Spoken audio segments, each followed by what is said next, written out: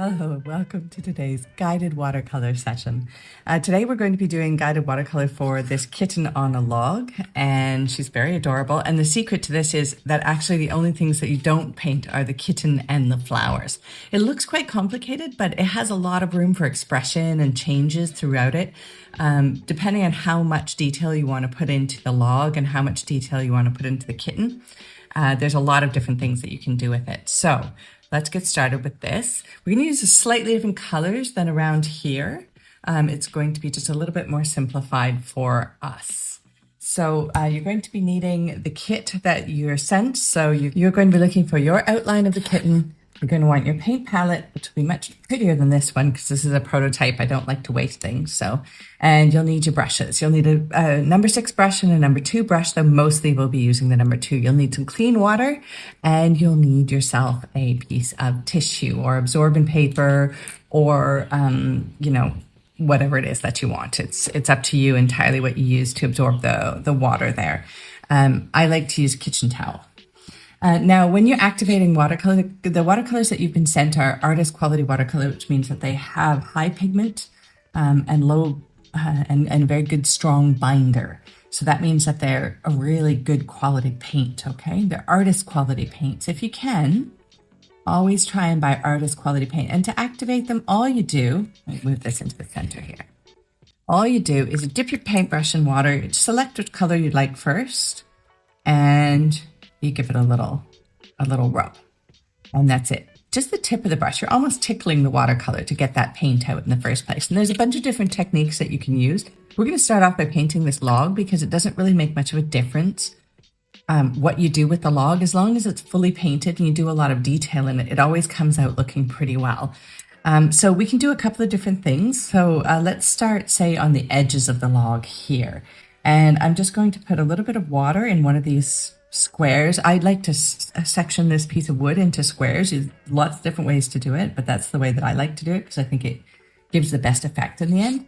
I tickle that watercolor just a little bit, get a bit on my brush. If I want to know how much, I might use the paper, and then I can throw it right on there and it will move around inside of it. Now, because I already had some of this on, that was putting wet pigment on top of wet paper, but I don't need to wet the paper first. I can actually just put it on like this. And you'll see I've got quite a hard edge in there, so I'll just go and soften it up with a nice light touch. There we go. We try not to do too much of this. Okay, sometimes when you're first learning how to sketch, you do a lot of this to get around, but it's a lot of work and you don't need to do that much. So you can just do these long, luscious strokes and just get that color laid in there. I'm going to do a bunch of these around. Every time I do these videos, I tell myself I'm not going to say gonna as much, but I always do in the end. So we're going to do a bunch of strokes around. We're going to just keep going around this piece. And all I'm really looking for with this is to make sure that I don't have too many of the same color in the same neighborhood. So what I tend to do is I tend to start off with the browns and just keep kind of going. And you see, if I add a little bit more pigment, I can get a much stronger color, which looks completely different again. And like I said, there's more than one way of painting this. You could just paint this all one color and add in some highlights afterwards, but I think this is the most effective in my eye. So this is the way that I like to do it. Watercolor is all about controlling the amount of pigment and controlling the water. The paper that you're using is a high-grade 300-gram rag paper. Sometimes if you've been frustrated with watercolor in the past, it might be because you found a watercolor paper that's being sold as a watercolor paper and it says artist quality, acid-free, and that it doesn't have any other information on it, and that's usually an indication that it's made of cellulose, which is really great for, say, calligraphy or gouache or things like that, but it's not great for watercolor because the cellulose gives you all hard edges. Okay, when I say hard edge, I mean this bit here, this dark part here, and this part here. See how hard that edge is? If I want a soft edge, I'll just show you one here very quickly.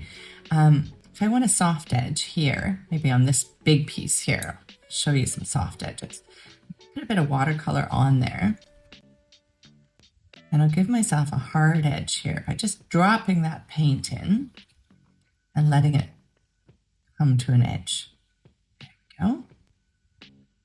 So that's going to dry up as a hard edge.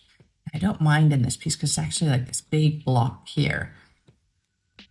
So I'm going to let that dry as a hard edge, and I'm just going to create some different edges in here in this block. A little bit more pigment on.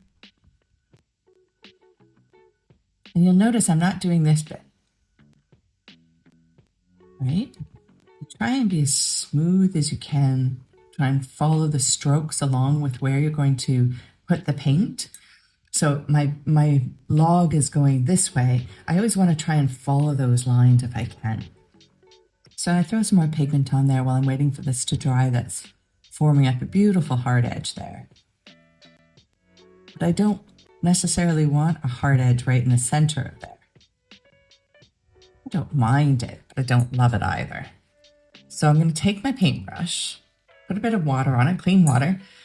When you're using your paintbrush, a watercolor paintbrush, the way to get water on it is just to put it in the water and swish it back and forth. Okay, you should never leave your paintbrush in the water; it will ruin the bristles. But you don't have to do very much with it. Okay, so we've got this hard edge here, right? Let me just check to make sure this is working. Yeah. So you've got this, so you've got this hard edge here, right? And I can scrub that off, and now it becomes a soft edge. See how that's blurred a little bit, and it becomes a softer edge? There we go. Right. And because this is just an interesting little patch here, I'm going to actually now take some color and throw a little bit more into it. Just kind of play with that a little bit and have a bit of fun adding color into this part here. Because I can, and because it's not going to make much of a difference. It's a little bit freeform when you're painting wood and logs and things like that, which can make people nervous sometimes, which is why there's so many lines on here. So you'll notice when you look at the print that the boxes aren't complete. I just complete them how I like, but it means that you can play with it yourself and decide how you want them completed. You really can't, make something too ugly unless you're over painting it. So now I've painted this and I've put in a bunch of colors and I want it to look a little bit like rough wood. So I'm not very concerned about whether or not it's uniform. I wouldn't like it if it had big strokes going this way. But I quite like that it's a little bit rough. It's a little bit random because that's the way the wood looks as well. And I think that gives it a nice feeling overall. So here, there isn't a line going across here, but I don't want to paint anything too big. So I'm making that line go across there. Oh, this one. I'm just finding squares or rectangles rather. And when I get to the cat's fur, there is a line around that one. And I am going to make that into a reason. So you see, I painted with water and a little bit of light pigment. Now I'm going to go back in. And I don't have to go in too hard with the pigment because it just flows into the parts where it already has water. And this is a super light touch. I'm just using the tip of that brush. You're just tickling it in there. And I want that to become a hard edge because that's going to become the edge of the kitten. You don't have to follow the lines exactly, but they're there for you in case you get nervous about where they should go. Same with around the flowers here. When I do around the flowers, I'm going to make sure that I get around them. Now, if I leave this for a little while, that's going to dry. It's going to, I should say. That's going to dry into a hard edge right there. So I don't want that to happen. If I do, I have to scrub it a bit more. There we go. That's pretty good. Just like that. Let's try one over here. I don't want necessarily for it to become,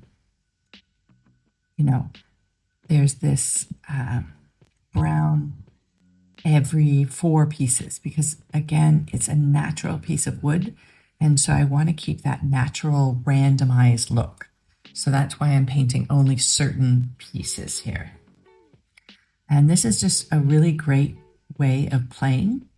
You can put lots of color next to the cat and the cat will stand out more. Right against its ears. There's a good principle to use while you're painting, which is when you've got your feature part of the painting, and this doesn't always work for landscape, but I'm not an expert in landscape painting, so yeah, I shouldn't be putting my oar in there.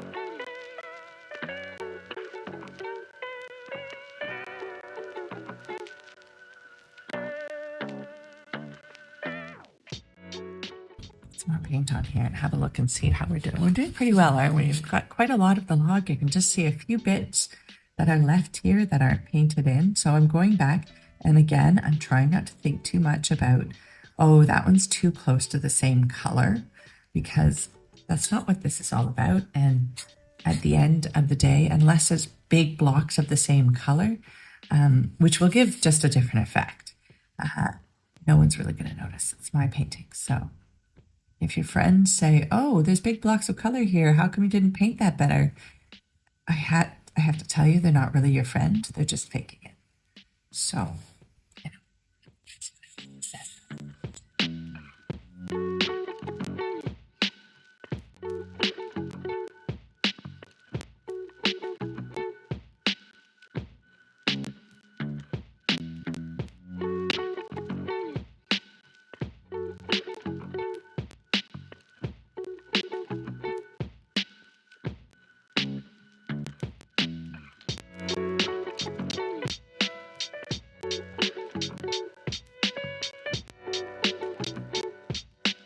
I like this. This looks okay.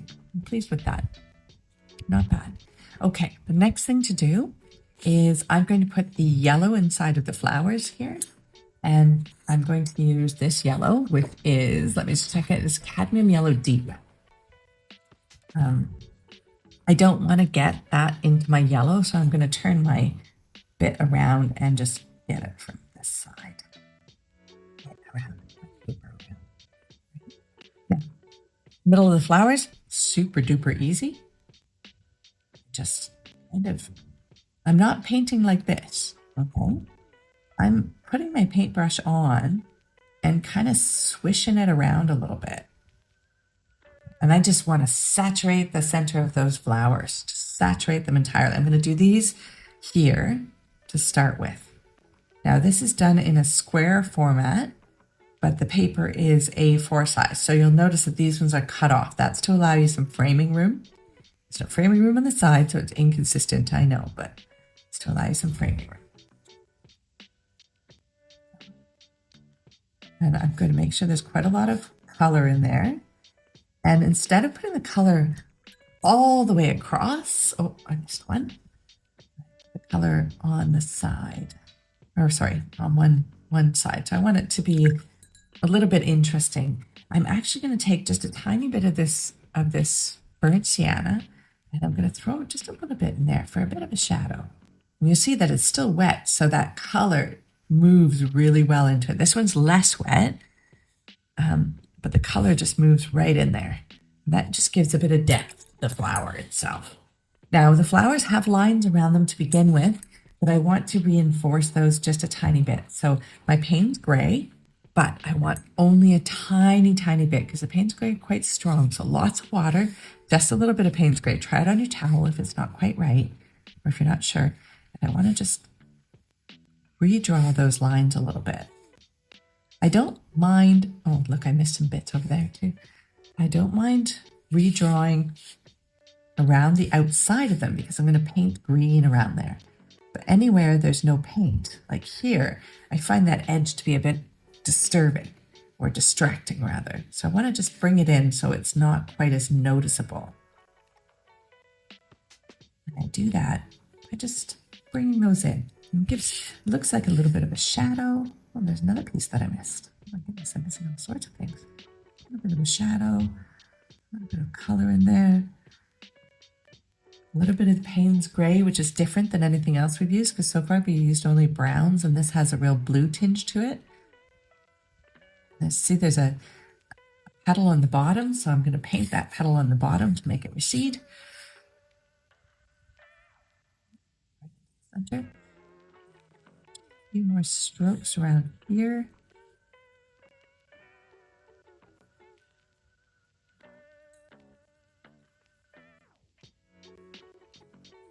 It's sometimes a bit tricky to get just the right amount of paint on.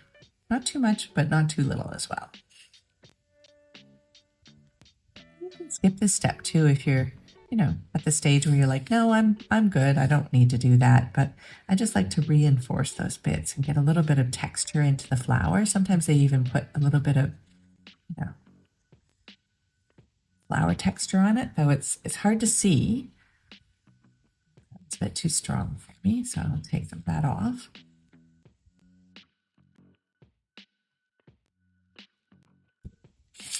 Just a few little bits here and there. Okay, now for the kitten. You do want to make sure that your painting is reasonably dry, but I painted these guys first and I'm right-handed, so that's where my hand's going to lay, so I know that that's reasonably dry already. Now I'm going to give the kitten just slightly gray eyes. So a little bit of Paynes Grey, go right in there and give her some gray eyes. Since most calico kittens are girls, I'm assuming this is a girl as well. And this one's a calico kitten, so she's mostly white. I'm going to give her a little bit of gray here at the top. And again, I want to make sure that my arm is ready, that I'm happy with the direction that I'm flowing into. So I'm going to be doing this. I don't want to be doing this because it curves. So I want to be doing that. Now that's just my personal, how my arm works. But I want to make sure that my paintbrush is nice and pointy. And I'm giving her a little bit of fuzz, just some detail, some definition. I want to be putting the strokes in the direction of the hair that I'm painting. And I want to give it kind of a once over all over coat. Like that. So this one has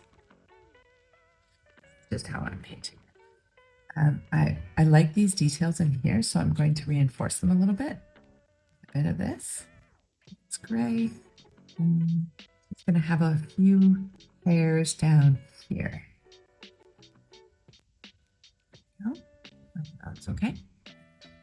Here, I want to give a little bit of texture and hair, so I'm going to got really light paint on my brush now. What you don't want to do is you don't want to like be making something that's 1, 2, 3 exactly the same, because they're organic and they're hair, so they have to kind of go all over the place. Now I'm going to let that dry for just another moment. So I'm going to do the tail while I'm waiting for that. And the tail's going to have some stripes on it. And the tail hair is a little bit longer, so I'm going to give it a little bit longer strokes. Not going to worry about it too much. Just move on to the next bit. Got more than one stripe on her tail, so don't really mind if it's different color a little bit.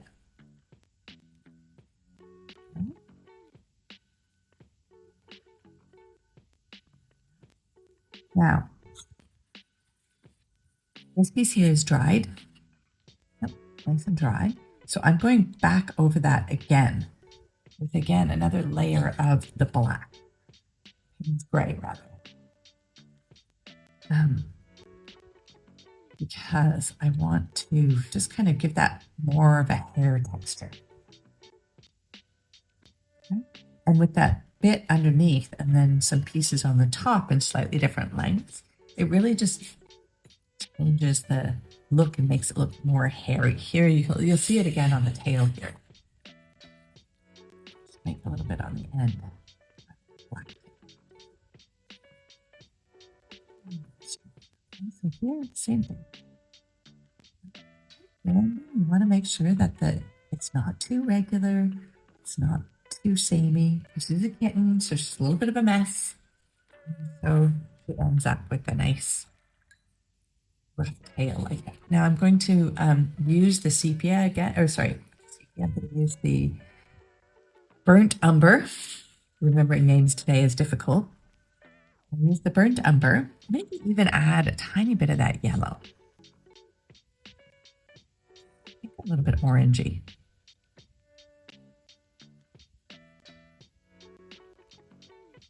Oh, that's good. I like that. Don't need very much paint for this, so it's just fine.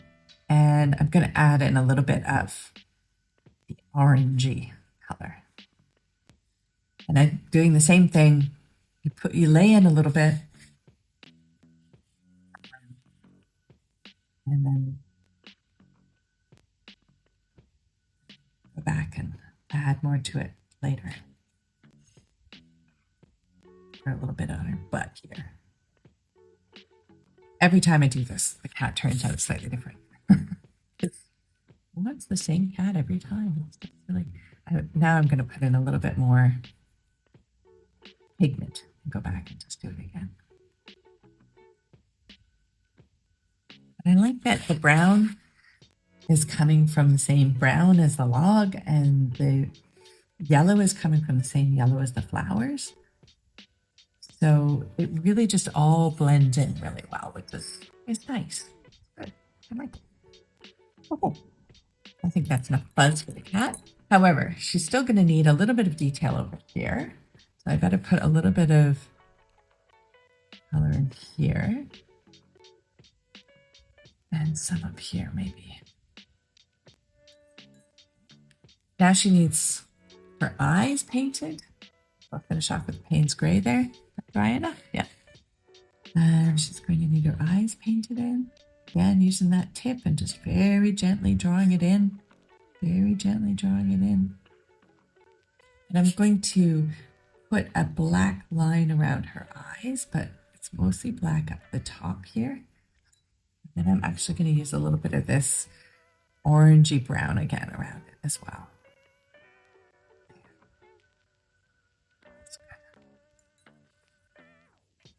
A little bit of that.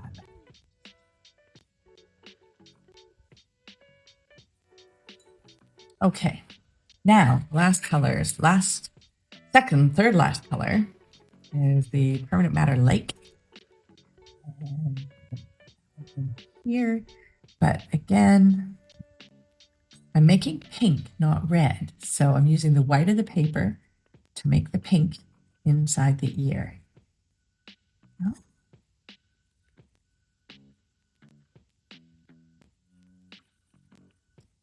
And again up here. And I want it to be reasonably strong around here so that you can see that texture of the hair. So creating that hair texture, not by coloring those bits, but coloring around them. Ears. Lovely. Let that dry for a moment again. Water everywhere. Dry for a moment again. I'm going to reinforce her eyes a little bit. Really dark.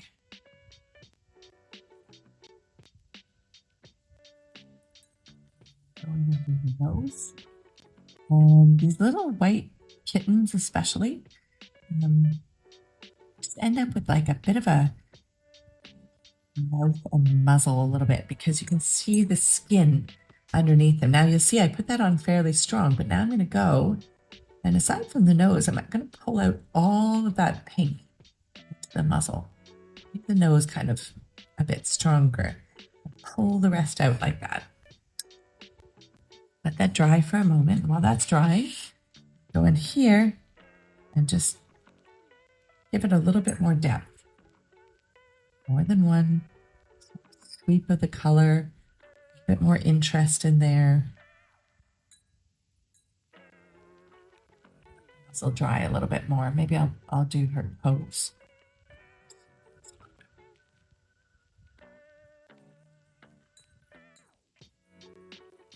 Good. Okay, let the mussel dry just a little bit more. I'm going to put a couple more hairs here to give you the shape of that. I'll decide the angle I want for this.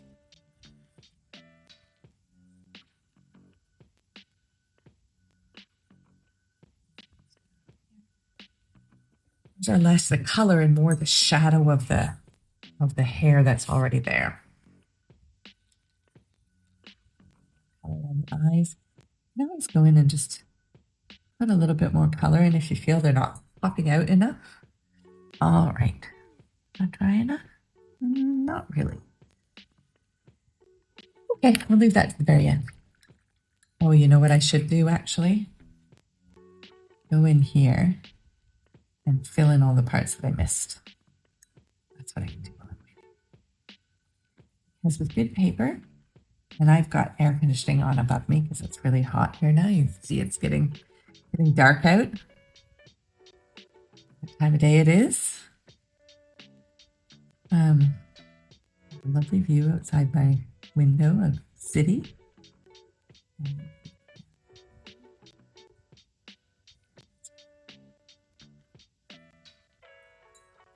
There. Still missing part up here. It's watercolor, so I can always go in and fill it in afterwards.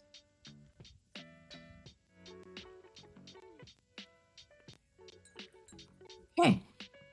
Now the nose is dry, and I can check that not only by touching with my finger, which shows me whether or not it's dry, but also by checking whether or not you can still see that it's wet by sort of moving it in the light.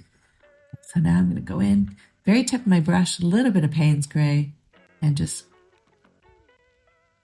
color in that nose, and the side of the mouth,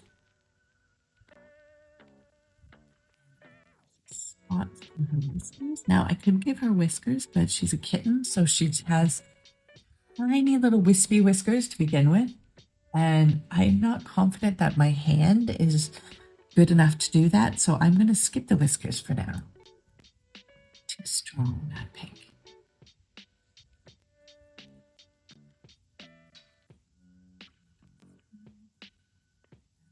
Half of it it's gray and half of it is pink. Put out a little bit.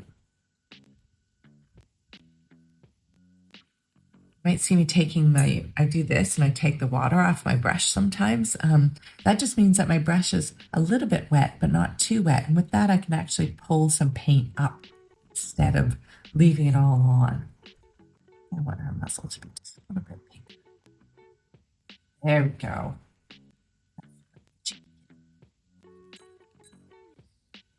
Feel your heart. Sims, look at you. Okay. It's time for my number 6 brush because I'm going to put some green around it. And this is the final piece for what we're going to be doing. Obviously, because we painted everything else. And I'm taking pure water. And if your water's really dirty at this point, you can go and get some new ones. But since I spilled my water right at the beginning, I'm not getting up from this chair until I've finished this video. It's one of those days. I had everything set up and then I moved something and I pulled the cord and the cord pushed over the water. And okay, so I've got this little quadrant. I don't want to activate too much right at the beginning. And I've got my green, activate some green, and I'm just throwing it on. Now, because the paper's all wet already, the water goes on really, really well. The paint goes on really well, and it just kind of flows in there. I don't put it on too heavy at the beginning. And I don't want it to be too, I don't want too much detail around the greenery around it. Take some water off, and I'm going to pull that across here. And then I'm going to take my other green. And it takes a bit more activation. This is the Sap Green. I think this is the Viridian. And I'm going to throw some in there while it's still nice and wet. And if I don't think it's wet enough, I can put some water onto it. And that's just going to add a little bit of interest in there. I don't want it to be too uniform. I want to let it go. Now that's not easy to do. You want to paint it. You want to smooth it out. Paint, paint, paint, paint, paint. But try and resist. Try and let it go. Try and let it just be what it's going to be.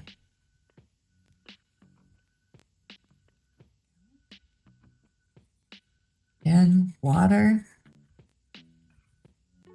Now I know I'm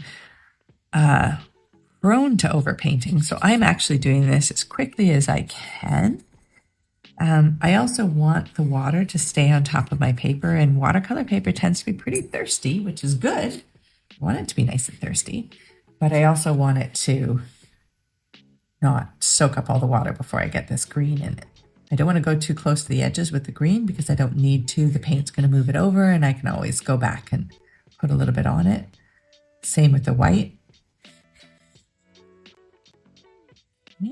Yeah. Paint.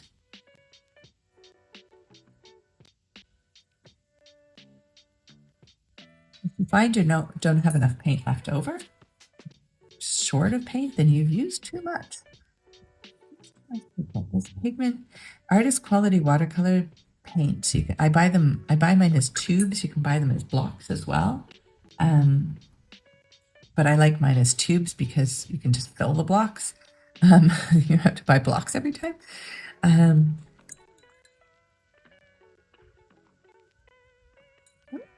See how nice that texture is turning out there? You'll notice the paper is buckling just slightly because it's 300 gram and because we're only painting, a certain amount and the paper isn't very big. When it dries out, that's going to go smooth again. And if it doesn't, I'm going to put it underneath something heavy for a day after it's dry.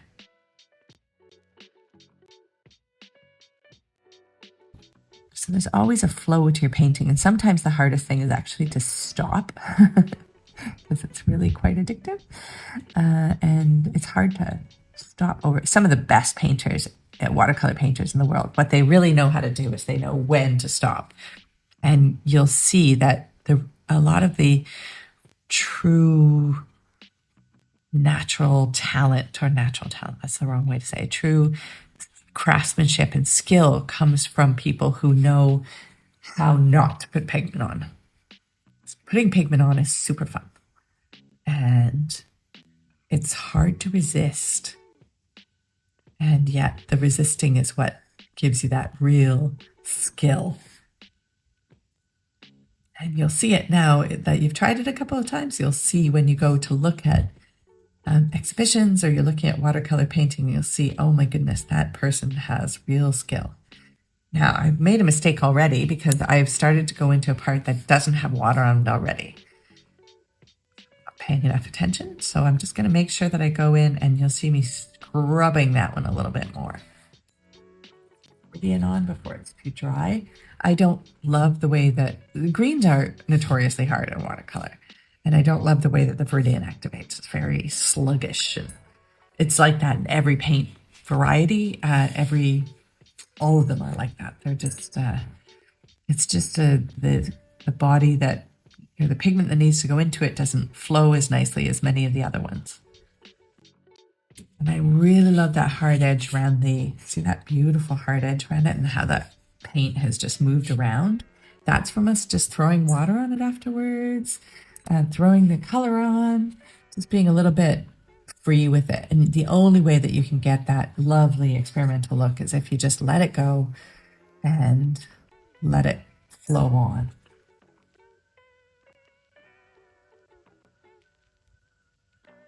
Fix those paint. So hopefully when you do it, those flowers there will be fixed. In fact, I'm taking them right out. There we go. That's better. Much better.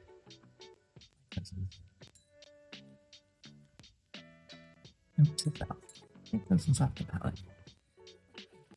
There we go. Now, very last things to do is getting your brush, and I'm going to go in and reinforce her face. Okay. I don't think this is stand out enough yet, and so I want to go in and I want to Make sure that her eyes are really dark.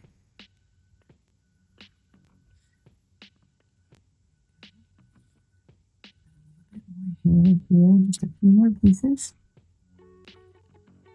Eyes. Back in and give the nostrils a look.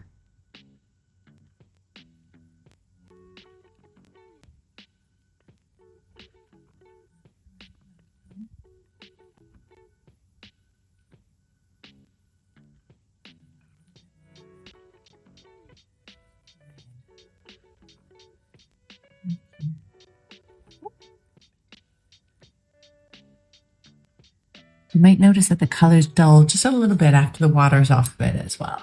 Keep that in mind while you're painting.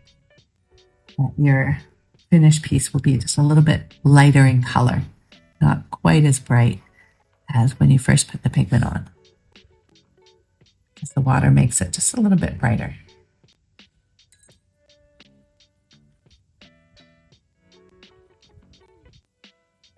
A green in there.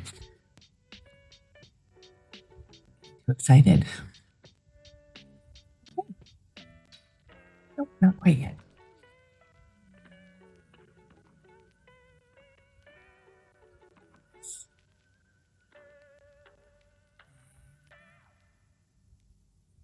That's better. Makes her eyes stand out a little bit more. And I think that's done for me. So the only thing left for me to do, and this isn't quite dry yet, but I think I might just put them in anyways. I've got a chop. And so what I need to do is I chop one. And I'm done. Ta-da! Well done.